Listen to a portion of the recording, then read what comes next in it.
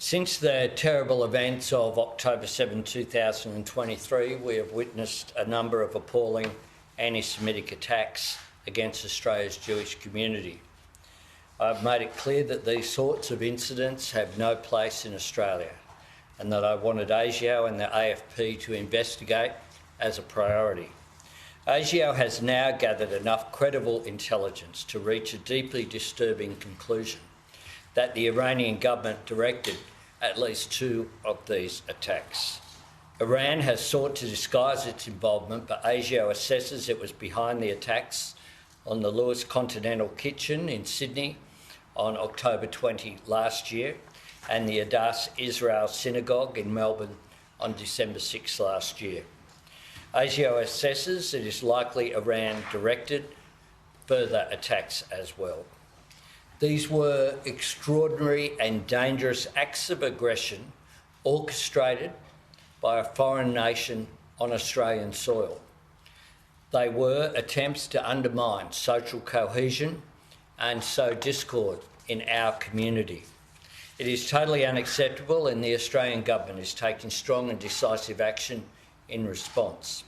A short time ago, we informed the Iranian ambassador to Australia that he would be expelled. We have suspended operations at our embassy in Tehran, and all our diplomats are now safe in a third country. I can also announce the government will legislate to list Iran's Islamic Revolutionary Guard Corps, the IRGC, as a terrorist organisation. I've said many times that the Australian people want 2 things. They want killing in the Middle East to stop, and they don't want conflict in the Middle East brought here.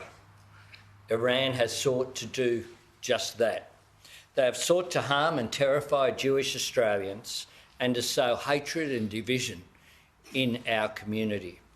The actions of my government send a clear message, a message to all Australians that we stand against anti-Semitism and we stand against violence, and a message to nations like Iran who seek to interfere in our country that your aggression will not be tolerated. I'll hand over to the ASIO Director General, Mike Burgess, and then hear from the Foreign Minister and the Home Affairs Minister. Thank you, Prime Minister. In this year's annual threat assessment, I warned Australia's complex, challenging and changing security environment is becoming more dynamic, diverse and degraded. Dynamic because we're confronting an increasing number of threats. Diverse because some nation states are using criminal proxies to undertake acts of foreign interference, espionage and politically motivated violence. Degraded because authoritarian regimes are more willing to engage in reckless, high-harm activities. Unfortunately, all 3 of those characteristics apply in this case. For the past 10 months, anti-Semitism has been one of ASIO's most pressing priorities, involving the full use of our capabilities and powers. We have investigated dozens of incidents targeting Jewish communities, places of worship, businesses and prominent individuals. ASIO now assesses the Iranian government directed at least 2 and likely more attacks on Jewish interests in Australia.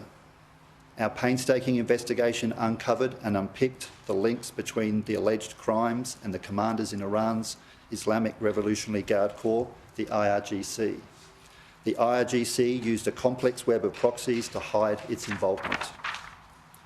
This is the sort of obfuscation and boundary blurring I warned about earlier this year.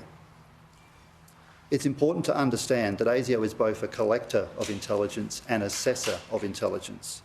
Formal assessments such as this one are not done quickly or taken lightly. Our analysts carefully weigh and weight every piece of intelligence. In this case, their conclusions are clear. ASIO is still investigating possible Iranian involvement in a number of other attacks, but I want to stress we do not believe the regime is responsible for every act of anti-Semitism in Australia. It goes without saying, Iran's actions are utterly unacceptable. They put lives at risk, they terrified the community, and they tore at our social fabric. Iran and its proxies literally and figuratively lit the matches and fanned the flames. I want to assure all Australians that ASIO and our law enforcement partners take these matters extremely seriously. You do not just have the right to be safe, you have the right to feel safe.